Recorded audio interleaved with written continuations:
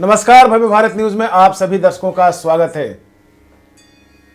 परम गुरु, परम अभ्यासी, ब्रह्म ज्ञानी, झूठ श्री, छद्म सनातन चोलाधारी ढोंगी बाबा रतन जी के आज के इस एपिसोड में आप सभी दर्शकों का पुनः स्वागत है। जैसा कि आप सभी जानते हैं कि बाबा रतन जी ने इसके पहले के वीडियो में बड़ी बड़ी डींगें हाँकी थी और बताया था कि वह 92 साल के होने के बावजूद आज कितने हट्टे कट्टे हैं, नौजवान हैं, दौड़ सकते हैं, सीढ़ियां चढ़ सकते हैं और हो सकता है तो दो चार को पटक भी दे गए। लेकिन इस झूठ के पीछे कारण क्या था? क्या कुछ वो छुपाने की कोशिश कर रहे हैं या फिर कुछ अजूबा बताने की कोशिश कर रहे हैं? आज इस झूठ से पर्दाफाश करेंगे, जिसे देखकर आप भी चौंक जाएंगे कि झूठ के इस परम अभ्यासी बाबा को किसी भी सच से कहीं दूर दूर तक का कोई रिश्ता नाता नहीं है, न था। मनी माइंडेड और धोखेबाज इस बाबा का सिर्फ और सिर्फ नाता है तो जनता को विश्वास में लेकर धोखा देना और उनसे पैसे ऐंठने का। तो चलिए चलते हैं उस एक सरकारी दस्तावेज पर जिस पे आपको बताते हैं कि बाबा का असली उम्र क्या है। चलिए, बाबा का जो असली डेट ऑफ बर्थ है वो 26/7/1953 है, जो एक सरकारी आधार कार्ड है उसके मुताबिक। और बाबा अपनी जो इनकी जो हमने जीवनी करी थी तो उसमें उन्होंने बताया था कि नहीं, उस समय तो उम्र का पता ही नहीं था, पेड़ को देख के लोग अंदाज़ा लगा देते थे कि इतना है इतना है। तो बाबा का ये असली डेट कहाँ से आ गया? ये तो एक सरकारी दस्तावेज है, इस पर तो सभी विश्वास करेंगे और बाबा को भी विश्वास करना पड़ेगा।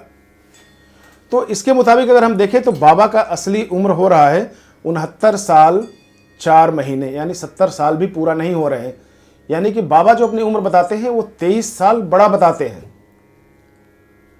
और इस उम्र पर सभी को एतराज़ है, आप सबको भी एतराज़ है, हमें भी एतराज़ था। इसलिए हमने अपनी टीम लगाई और बाबा की ये सच्चाई, ये जो असली दस्तावेज है उसे खोज निकाला गया। सबसे बड़ा झूठ आपके सामने एक सवालिया निशान लेके आ रहे हैं कि आखिर बाबा ऐसा क्यों बोलने की कोशिश करते हैं, क्या बताने की कोशिश करते हैं। तो इस झूठ के पीछे जो सबसे बड़ा रहस्य है वो ये है कि उनकी सस्ती, भद्दी और गंदी दवाइयों का एक अच्छा सेल हो और बाबा ये बताने की कोशिश कर रहे हैं कि इन्हीं दवाइयों का सेवन करके हम इतने हट्ठे कट्ठे नौजवान हैं, आंखों से दिखाई दे रही है, हमारे बाल नहीं झड़े हैं, हमारी सारी इंद्रियां काम कर रही है, इवन तो पुरुषार्थ भी काम कर रहा है। और जैसे जैसे आप लोग उनसे जाते होंगे, फ़ोन पे बात करते होंगे या उनके नज़दीक जाने का मौका मिलता होगा, जैसा मैं बता रहा हूँ ठीक वैसा ही आपको जाल में फंसाएंगे और फंसाने के बाद में पैसे लेंगे। जो गए हैं वो बखूबी जानते हैं और जो लोग बाहर हैं, जिन्होंने फ़ोन से बात की है, उनको जो जवाब मिला होगा वो आपको अच्छी तरह से पता है। वो वर्णन नहीं कर सकते, मीडिया के सामने नहीं आ सकते। हालांकि कुछ लोग धीरे धीरे आ रहे हैं और बताने की कोशिश कर रहे हैं कि उनके साथ किस तरह से छल हुआ है, दगा हुआ है। ये एक सरकारी दस्तावेज आप ध्यान से देखिए, फिर दोबारा देखिए और देखने के बाद आप ही निर्णय करें कि बाबा झूठ पे झूठ क्यों बोलते जा रहे हैं। एक संत को कभी ये भाता नहीं कि संत सरासर झूठ बोले, खासकर अपने बारे में। जब इनकी जीवनी पर हमने एक इंटरव्यू की थी और आप लोगों का भी सवाल आया कि बाबा की असलियत इसमें खुल रही है, तो आपको अभी भी मैं बताने जा रहा हूं कि बाबा ने अपनी जीवनी में जो जो कहानियां बताई हैं वो झूठ के बुनियाद पर खड़ी एक इमारत है। उसमें कहीं से भी सच्चाई नहीं है, कोरा बकवास है। बाबा का न तो कहीं झंडे वालान से कहीं दूर दूर का रिश्ता है और न ही बाबा ऋषिकेश या कहीं और जगह रहते थे।